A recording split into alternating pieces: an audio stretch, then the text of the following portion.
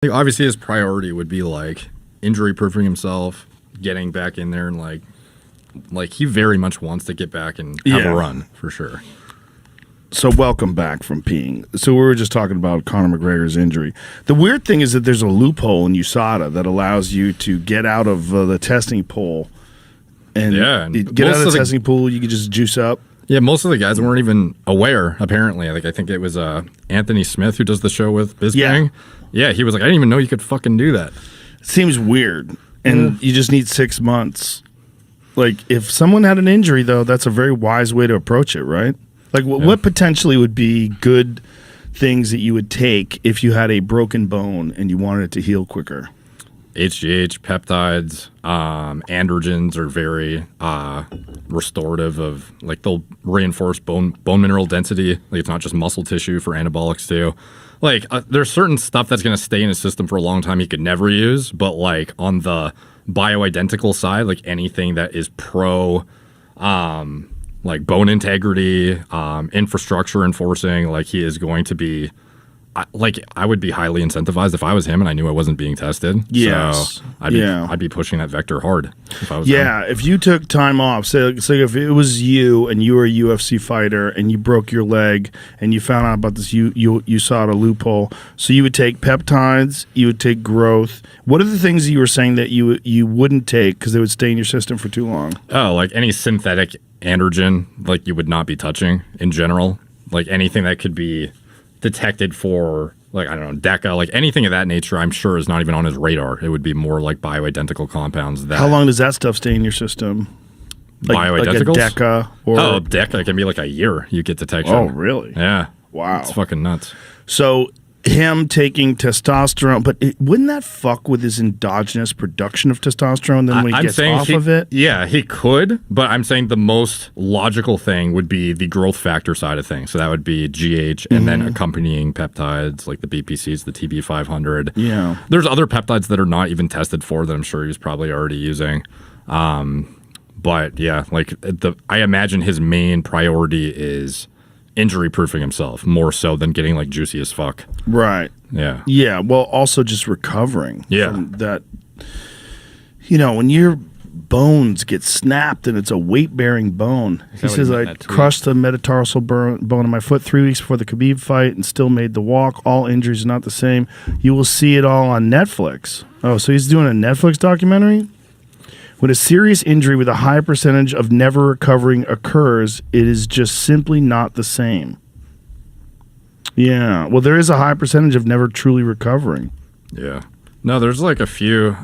Like I have a little list here. Like there's something called pentosan polysulfate. I'm sure he might be trying. BPC 157 you've heard of, and some like the thymosin beta. Like some of these are kind of like commonly known, would be expected, but I imagine it's very much from the acceleration of recovery, like you said, and then also just trying to make sure this shit never happens again. And he's actually confident going into the ring. And yeah, like for him, it's kind of a unique loophole for sure. And I don't know like how, if anyone else has vetted this strategy and like somehow they were encouraged not to or made it seem like it was not allowed, but it seems kind of odd that he, you know, was able to take himself out so perfectly and then is able to just enter back in. Like, this is not something that I think even other UFC fighters were aware of as like a possible. Right. Yeah. And looks massive. Yeah. I mean, he looks well over 200 pounds right now. Yeah. IGF-1 too, forgot to mention, would also be something that would make sense. But yeah, and there's other compounds, but I would think the growth factor side of things would make the most sense. When a guy breaks a leg like that, how long is it before that thing is 100%? Like, it seems like I would, as far as like injury recovery goes for something that significant, like I wouldn't know personally off the top of my head, but it seemed like there were certain individuals that took, like, I forget what Anthony Smith's injury was, but it was not as severe. And there was other individuals who had significant bone related injuries that took way fucking longer to come back.